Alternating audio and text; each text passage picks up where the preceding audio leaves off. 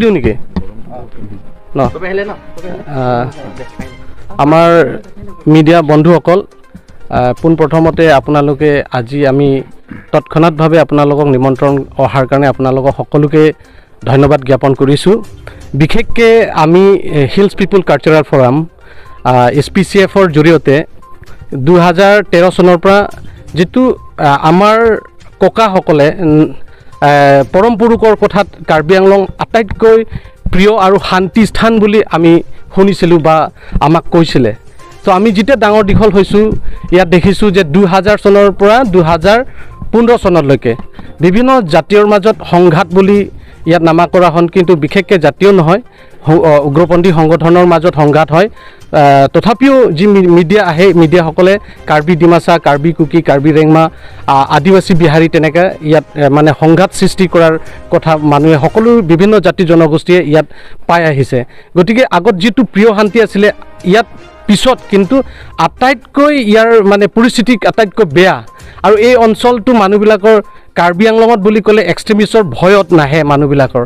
আৰু এই এক্সট্ৰিমিষ্টৰ সমস্যাটো কেনেধৰণে সমস্যা সমাধান হ'ব সম্ভৱ নহয় বুলি মানুহে প্ৰত্যেকৰ ব্যক্তিয়ে এইটো অনুভৱ কৰিছে। কিন্তু আজি হিলছ পিপুল কালচাৰেল ফৰামৰ জৰিয়তে বা ইয়াৰ স্থায়ীয় বসবাস কৰা জাতি জনগোষ্ঠীসকলে মাৰ বান্ধি থিয় হৈছে যে আমি সকলো জাতি জনগোষ্ঠী ঐক্য আৰু শান্তি বিচাৰোঁ আৰু ইয়াৰ একেলগে সমান্তৰালভাৱে আগুৱাই লৈ যোৱা আমি বিচাৰিছোঁ। তাৰ কাৰণে এইটোত আমি যোৱা 2016 চনতো প্ৰগ্ৰাম পাতিছোঁ। আৰু এইবাৰ আমি আহিবলগীয়া যিটো আমাৰ মাননীয় chief Karbi Anglong chief doctor Tuliram Ronghang, তেখেতে যিটো ডাক্তৰ টাইটেল তেখেতে পাইছে, সেই টাইটেল পোৱাটো হৈছে তেওঁ শান্তি, স্থায়ী শান্তি মানে আনিব পৰাৰ আৰু লগতে এডুকেশ্যন, এই দুটা ক্ষেত্ৰত তেওঁ এৱাৰ্ড পাইছিলে। তো আমাৰ লক্ষ্য আৰু উদ্দেশ্য একেই। আৰু কাৰ্বি আংলঙত যিটো অসম্ভৱ আছিলে সম্ভৱ কৰাইছে এই তুলিৰাম ৰংহাঙৰ নেতৃত্বত, তুলিৰাম ৰংহাং ছাৰে, ডক্টৰ তুলিৰাম ৰংহাং ছাৰৰ নেতৃত্বত আৰু অসম চৰকাৰৰ মাননীয় হিমন্ত বিশ্ব শৰ্মা ছাৰৰ নেতৃত্ব, মুখ্যমন্ত্ৰী হিমন্ত বিশ্ব শৰ্মাৰ নেতৃত্বত। গতিকে এইবাৰ আমি তেওঁলোকক সম্বৰ্ধনা জনোৱা এই কাৰ্বি আংলঙৰ স্থায়ী শান্তি ঘূৰাই আনিবৰ সম্ভৱ হ'ল। আৰু লগতে যিসকল শান্তিৰ কাৰণে তেওঁলোকে ওলাই আহিছে, উগ্ৰপন্থী সংগঠনে 5-6টা সংগঠনে যিটো ছিগনেটৰী হৈছে, তেওঁলোকক আমি সম্বৰ্ধনা জনাম, কাৰণ তেওঁলোকে মিল ষ্ট্ৰীমলৈকে ঘূৰাই অহাৰ কাৰণে আমি তেওঁলোককো সম্বৰ্ধনা জনাম।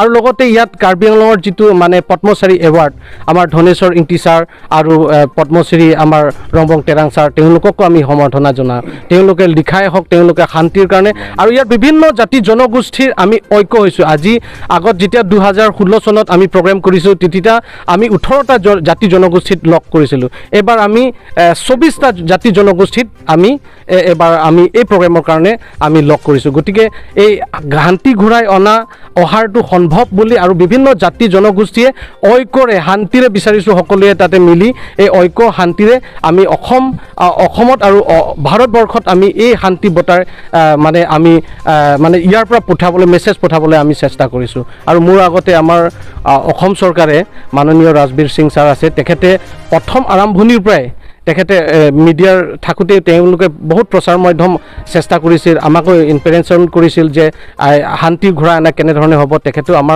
বৰ্তমান আমাৰ এডভাইজাৰ হিচাপে আছে, তেখেতেও দুই এষাৰ ক'বলৈ মই অনুৰোধ কৰিম। আমাৰ ৰেংমা ছাৰো আৰু আমাৰ টিচু ছাৰো মই অনুৰোধ কৰিম। Grateful to let you know that we are convening one program on the 21st of August 2022. This program is totally based on felicitating the new team Karbi Anglong who have been elected, plus it will include the member of parliament as well as the 4 member of legislative assembly government of Assam, as well as the prominent highest civilian awards Padma Shri awardees. We would be felicitating them. At the moment, what we would like to say, as our earlier speaker has already said, the chairman has already said, our motive behind this very meeting is to promote unity and peace amongst ourselves. The Hill People Cultural Forum, the theme itself says, thrive for peace through culture. So, heito amar motto hoise, eito amar theme hoise je thrive for peace through culture. We have to start respecting each other's culture. That is how we can bring peace. And once there is peace and unity, we can see lots of development. Infrastructure development ho par amar dhir unoyan khali amar infrastructure boli nohoy, There are lots of different scenes in development. We look forward to all these things in the future. কিন্তু আমাৰ প্ৰথম ষ্টেপটো হৈছে যে 21 তাৰিখে আমি যোনটো নেকি programme আয়োজন কৰিছোঁ সেই প্ৰগ্ৰামটোত আমি মেক্সিমাম 24 ট্ৰাইবছক মাতা হৈছে.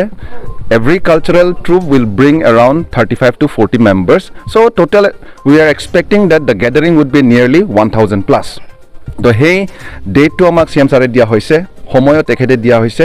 কিন্তু আমি এই প্ৰজেক্টটো যেতিয়া আমি প্ৰজেক্ট কৰিছিলোঁ টিম কাৰ্বি আংলঙত under the able leadership of doctor Tuliram Rohang sir, তেখেতে উইলিংলি আমাক ৱেলকাম কৰি লৈছে আৰু তেখেতে উইলিংলি আমাক কৈছে যে he also wants to be a part. And Team Karbi Anglongor motive to hoise hanti ana to bring peace in the district.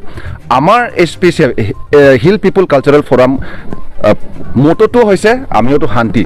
Etia duita goal ekelege mili goise. Ami akha koru je agontu dinot ami hokole mili pelai hanti kenegor bojai rakhi, how to bring development in the district. Aru this will be an example not only in Karbi Anglong. কিন্তু এই এক্সাম্পলটো আমি দিব বিচাৰিছোঁ out of Assam, beyond India. আমাৰ এটা এইটো আছে উদ্দেশ্য আছে, আমাৰ ভিজন এটা আছে যে দিছ will be an example not only in Karbi Anglong district, I am telling once again, but it will be across Assam and beyond Assam across India. আমি এটা এইটো প্লেন লৈ আছোঁ, সেইটো কাৰণে যাতে যেন অন্য ষ্টেট আমাৰ নেইবাৰিং ষ্টেটছে হওক বা ইণ্ডিয়াত ঢেৰ কোনো ষ্টেট থাকিব পাৰে, সিহঁতৰো এনেকুৱা প্ৰব্লেম থাকিব পাৰে. কিন্তু আমি ভাবিছোঁ যে এই এক্সাম্পলটো আমি যদি ছেট কৰি দিওঁ মানুহবিলাকে আমাৰ পৰাও শিকক. 24টা জাতি জনগোষ্ঠীৰ উমৈহতীয়া মঞ্চ HPCF আৰু HPCF গঠন হৈছিল 2013 চনত.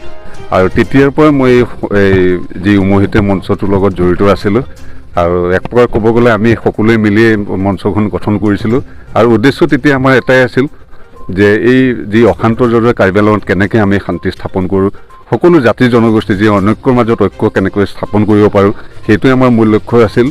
আৰু আজিৰ তাৰিখত আমি দেখা পাইছোঁ আমাৰ দেশৰ ভিতৰতে জনপ্ৰিয় মুখ্যমন্ত্ৰী মাননীয় ডক্টৰ হিমন্ত বিশ্ব শৰ্মাদেৱৰ নেতৃত্বত সমগ্ৰ অসমতে যেনেদৰে শান্তি স্থাপন হৈছে, ঠিক একেদৰে কাৰ্বি আংলঙতো আমি দেখা পাইছোঁ অতি জনপ্ৰিয় মুখ্য কাৰ্যবাহী সদস্য মাননীয় ডক্টৰ তুলিৰাম ৰহাংদেৱৰ যি প্ৰচেষ্টাত ইয়াত কাৰ্বি আংলঙতো 6টাকৈ উগ্ৰপন্থী সংগঠনে তেওঁলোকে শান্তি চুক্তিত স্বাক্ষৰ কৰি তেওঁলোকে ইতিমধ্যে ওলাই আহিছে.